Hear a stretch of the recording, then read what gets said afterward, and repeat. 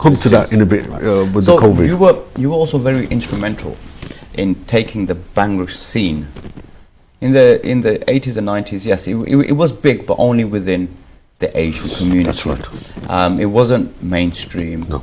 It wasn't on top of the pops. No. No, that's all top of the pops. Yeah, yeah, but, yeah. I mean, Bhangra was very, very isolated, yes, and for a specific audience.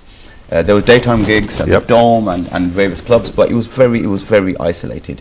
You were one of the influential key figures to make it go mainstream. Now, before we speak about that, could we just play video 1, please? This was the turning point.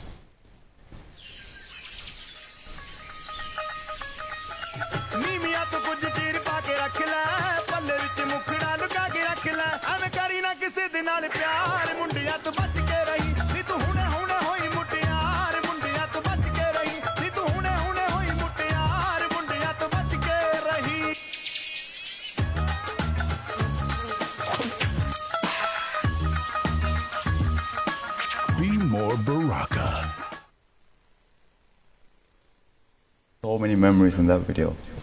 Can you explain that video? Yeah, yeah. What that video stands for? Yeah, so I had a catalogue of Bhangra tracks, and so I then went abroad. So I went to a place called Nice, Cannes.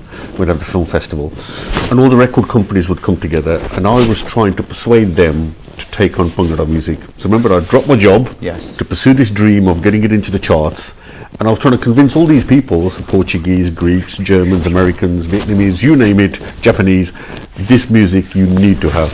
They ignored me. I don't blame them. It's a language they don't understand. Yeah, well listen, they said, don't understand the vocals, don't understand the melody, don't understand the instrumentation. Mr. Singh, off you go. And you know, and I did that for about 10 years, but I had this track for 5 years, so I went every year I'd spend a fortune going abroad, going to all these places, trying to, and I remember on my 10th trip, I would always ring home to my wife and say, I've arrived, I'm safe, I'm just clocking into the hotel, and her immortal words were, so this is the 10th year, she said, I think you ought to give it a miss now. I think 10 years of trying to push Bhangra into the mainstream, I don't think it's going to happen. I think just leave it, do your bit now and just come home.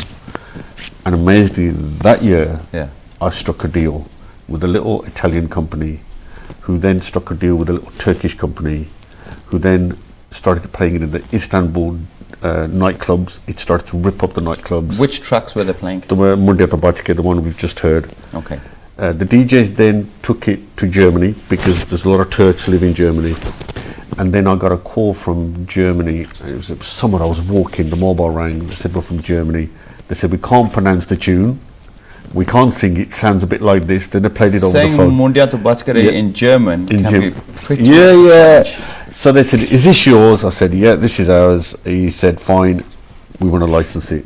So did you produce this track? So I was the record company. Okay. So Punjabi MC produced the track. Yes. I owned the copyright, so my job then, a bit like Achanak, was to go out now and promote it. Okay. It was hard, very difficult. For 5-6 years, nobody wanted to know, and previous to that, 4 years for natural catalogue, nobody wanted to know. So that was part of Universal Music. Yes. So once that happened, then I was in Oxford Street in the summer, same summer, and I heard the track again. I turned around, so Oxford Street, London, and there was a Beatle there. And in the Beatle, they were dancing. The thing was, these weren't Asian people. These were white people. Yes. Then I knew we had a monster on our hands. Wow. And then I went back to Midam, where they kept rejecting me. And when I left this country to fly again, I'd heard from the distributors that we were going for a number 10 in the mainstream charts. And when I got to Midam, they announced the charts, and we went in at number 5. Wow. So we actually had a Punjabi track, a Bhangra track in the top 5 UK charts. Straight away after that, we got a call from Jay-Z, little known rapper. A little known rapper. And they said, we'd like to feature on it. By using him, we were able to get into the American charts at number 7. We'd already gone number 2 in Germany. Okay. I think it was about 100,000 copies week 1. And then we registered another 9 number 1s. And in Italy, Ronan Keating was number 1. We knocked him off.